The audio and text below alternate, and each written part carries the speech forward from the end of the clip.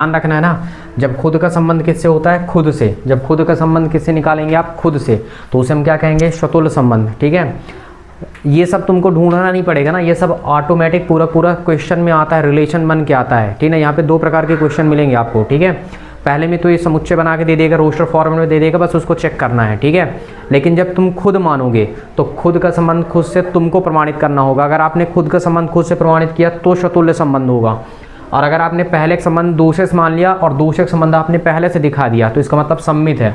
और अगर पहले के संबंध दूसरे से मान लिए, फिर दूसरे के संबंध तीसरे से मान लिए, तो आपको ये दिखाना पड़ेगा कि पहले के संबंध तीसरे से है। अगर आप नहीं दिखा पा रहे हैं तो संक्रामक नहीं है।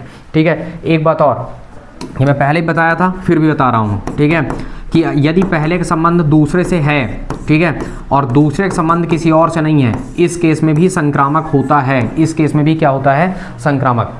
पहले का संबंध किसी दूसरे से है लेकिन दूसरे से संबंध स्टार्ट ही नहीं हो रहा है। जैसे देखो, पहले का संबंध दूसरे से है, फिर दूसरे का संबंध यहाँ तीसरे से हो गया ना, मतलब ए का संबंध बी से, फिर बी से स्टार्ट हो रहा है। ठीक है, तो इसका मतलब बी से अगर स्टार्ट होने वाला, मतलब सेकंड वाले से स्टार्ट होने वाला कुछ है ही नहीं, तब भी वो क्या माना जाएगा, संक्रामक माना जाएगा। ये ध्यान रखना, बहुत अच्छे से बिल्कुल क्लियरली ध्यान रखना है। ठीक है ना,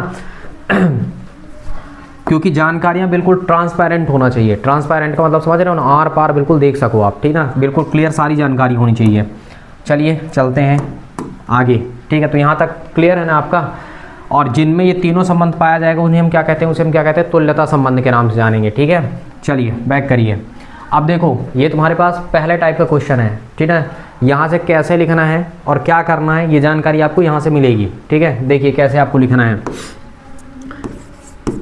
हल, जो भी समुच्चय दिया है, जो भी समुच्चय दिया है, इसका मतलब रिलेशन आपके पास क्या दिया गया, अगर आप देखें तो यहाँ पे कंडीशन यही है, जो आपके पास रिलेशन दिया जा रहा है वो समुच्चय, उसी समुच्चय से उसी समुच्चय में परिभाषित है, एल से एल पर परिभाषित है। ठीक है, क्योंकि यहाँ पे हम संबंध जो पढ़ेंगे और फलन पढ़ेंगे वो खुद से खुद का है।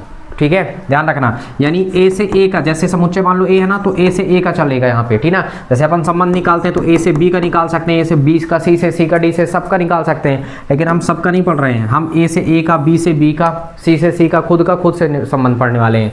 जैसे समुच्चय ये है ना, तो इसका मतलब रिलेशन क्या है, इस प्रकार है कि एल से कहाँ, एल में परिभाषित है, एल से एल में परिभाषित है। और एल है क्या, एल आपका समुच्चय है। अब लिखिए एल क्या है, कंडीशन बताइए कि एल बराबर आपके पास क्या है। तो एल क्या है, किसी समतल में, यहीं से देख के लिखना है, कहीं और ढूंढने ना हो जाना है ना कि कुछ तुम रट्टा मार रहे हो कि क्या कर रहे हो, बिल्कुल नहीं रटना है, यहीं से देख के लिखना है। किसी समतल में स्थित समस्त रेखाओं का समुच्चय, बस लिख दीजिए। एल बराबर क्या लिखेंगे आप, किसी समतल में स्थित समस्त